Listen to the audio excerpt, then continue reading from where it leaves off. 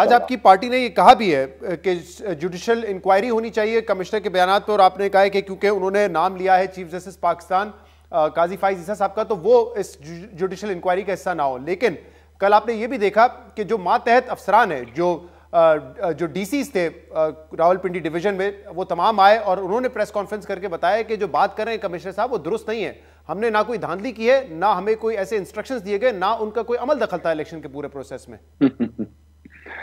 وہ ایک مشہور کہاوت ہے کہ نوکری کی تو نخرہ کی. تو ظاہر ہے ملازم ہے، بیچاروں نے وہی کہنا ہے. لیکن کمشنر راولپنڈی کی باتیں بھی آپ نظر انداز نہیں کر سکتے، کیونکہ ایک شخص جو ریٹائرمنٹ کے قریب ہے اور جو ریکارڈ یہ ظاہر کرتا ہے کہ میاں صاحب کی فیملی کے ساتھ بڑا کلوز کوارڈینیشن میں انہوں نے کام بھی کیا ہے، تو ان چیزوں کی انویسٹیگیشن ہونی چاہیے. لیکن شو میں یہ قسمت بڑی عجیب بات یہ ہے کہ اس میں جو کوئی ایف آئی آر یا کوئی انویسٹیگیشن کٹی ہے تو اس میں ہمارے 3-4 ممبران کے نام ہیں کہ ان لوگوں کی وجہ سے اس نے یہ کیا ہے. یہ بڑی عجیب بات ہے کہ بجائے اس کے کہ ہم سچائی کی تلاش کریں اور حق بات کو انویسٹیگیٹ کریں کہ اصل بات کیا ہے، آپ نے جناب حماد اظہر صاحب اور اس میں زرتاج گل صاحبہ، میاں اسلم اقبال صاحب اور کوئی اور مشتاق صاحب اس طرح کے بھی نام ڈالے ہیں. تو ان لوگوں کا کیا کام ہے؟ وہ اپنے الیکشنوں میں بزی رہے، ابھی وہ بیچارے اپنے کھاتوں لانجوں میں بزی ہوں گے، کیسے ہیں ان پہ مسئلے مسائل ہیں، انہوں نے کیسے اس کو انفلوئنس کر دیا ہے جو 1 سال سے ان کی حکومت کا کمشنر ہے.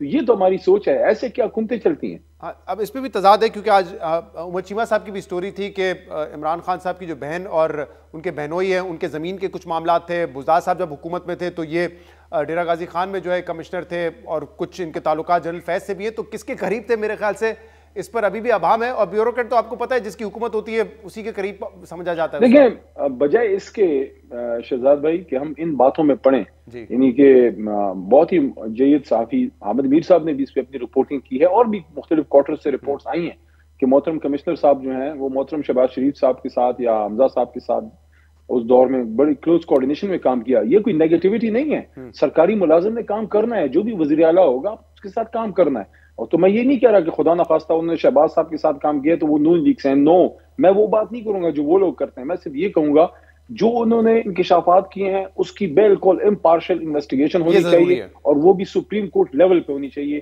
باقی باتیں ایسی ہیں، یہ ایک معاشرہ ایسا ہمارا بن گیا ہے کہ اس میں سچائی کی موت ویسی ہی ہو گئی ہے. تو ایسے معاشرے میں جب کوئی سچ بات کرتا ہے تو پھر وہ اس معاشرے کو پاگل نظر آتا ہے. عمر ایوب صاحب نے آج یہ کہا کہ ہم جب اسمبلیوں میں جائیں گے تو ہمارا پہلا ہدف یہ ہوگا کہ عمران خان، آپ کی پارٹی کے صدر پرویز الہی صاحب، آپ کے جو ڈیپٹی چیئرمین ہیں شاہ محمود قریشی صاحب، بشرا بی بی، ان کی رہائی کے لیے آپ نے جو ہے وہ کام کرنا ہے. تو پارلیمنٹ میں جانے سے ان کی رہائی کیسے ممکن بنے گی؟ اگر حکومت میں بھی آ جائے تب بھی رہائی کیسے ممکن بنے گی؟ وہ تو قانونی کیسز ہیں. دیکھیں، پہلی بات تو یہ ہے شہزاد بھائی کہ کیسز میں قانونی جان نہیں ہے، وہ قانون کے پیروں پہ نہیں کھڑے، وہ استغاثہ کے زور اور دباؤ پہ کھڑے. تو استغاثہ نے، پروسیکیوشن نے، حکومت وقت نے ایک زور زبردستی کر کے ان کو اندر ڈالا ہے. ورنہ آپ کسی بھی انڈیپینڈنٹ جورسٹ سے پوچھیں، آپ کو بتا دے گا کہ کسی بھی معزز عدالت میں جب لگیں گے تو یہ ایک ہی انشاءاللہ فورم پہ حل ہو جائیں گے. سپریم کورٹ شاید جانے کی ضرورت ہی نہ پڑے، ہائی کورٹ لیول پہ یہ کیسز حل ہو جانے چاہیے. پارلیمنٹ میں آ جائیں گے یا حکومت میں آئیں گے تو استغاثہ پہ الٹا آپ دباؤ ڈالیں گے، کیونکہ یہ وہ الزام ہے جو آپ شہباز شریف اور پی ڈی ایم پہ لگاتے رہیں کہ آپ حکومت میں آئے تو استغاثہ پہ دباؤ ڈال کے اپنے کیسز ختم کراتے رہیں. آپ نے مجھے پورا نہیں کرنے دیا اور نہ سوال کی شاید ضرورت نہ پڑتی. تو کیسز میں ہمارے خلاف جو ہیں خان صاحب کے، شاہ صاحب کے، کوئی جان نہیں ہے. انشاءاللہ وہ عدالتوں سے ہم پر امید ہیں ریلیف ملے گا. حکومت میں آنے کا مقصد یہ ہوتا ہے کہ پرسیکیوشن بند کریں گے، کہ استغاثہ نے اگر کوئی غلط الزام اور غلط کیسز بنائے ہیں تو ان کو انشور کریں گے کہ وہ ناجائز کیس عمران خان صاحب کے خلاف اور شاہ صاحب کے خلاف اور ہمارے کارکنوں کے خلاف نہ کریں.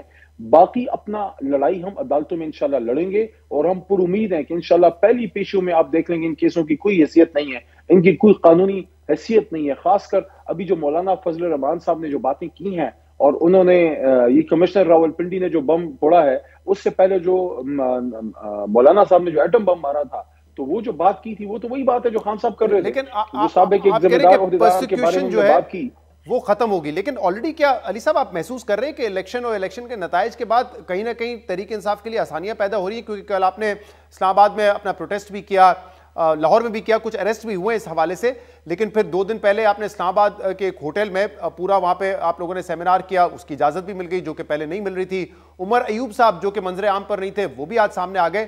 تو کہیں نہ کہیں آپ کو لگ رہا ہے کہ تحریک انصاف کے لیے آسانیاں ہو رہی ہیں؟ دیکھیے میرے خیال میں اس کا میں ٹیکنیکل یا پولیٹیکل دونوں اگر ایڈ کرنے ایک جواب آپ کو دوں گا. جتنی زیادتیاں ہو رہی تھی, جو کچھ ہو رہا تھا, وہ اس لیے ہو رہا تھا کہ عوام نہ نکلے, ووٹ نہ کرے, تحریک انصاف نہ جیتے. عوام تو نکل آئی, عوام تو ایسی نکلی کہ دنیا حیران ہے. تو اب تو جتنا وہ خدا نخواستہ کوئی اللہ نہ کرے ظلم کریں گے اور تکلیف دیں گے, تو کوئی پولیٹیکل تو فائدہ ان کو ہونا نہیں, کیونکہ ووٹ پڑ گئے ہیں, سب کچھ قوم کے سامنے آ گیا ہے. اب تو ایک نیکسٹ فیز ہے. تو جتنا میں سمجھتا ہوں وہ اب ان چیزوں سے دور ہٹیں گے, اتنی ہی ان کی اس میں عزت ہے. کیونکہ اب آپ کسی کو زور زبردستی کریں گے, نہ آپ کو کوئی دنیاوی فائدہ ہے, نہ کوئی آپ کو کوئی پولیٹیکل فائدہ ہے. تو میں سمجھتا ہوں کہ سمجھداری والا راستہ یہی ہے کہ اب اپنے ظلم کا راستہ چھوڑ کے قانون کو اپنا راستہ لینے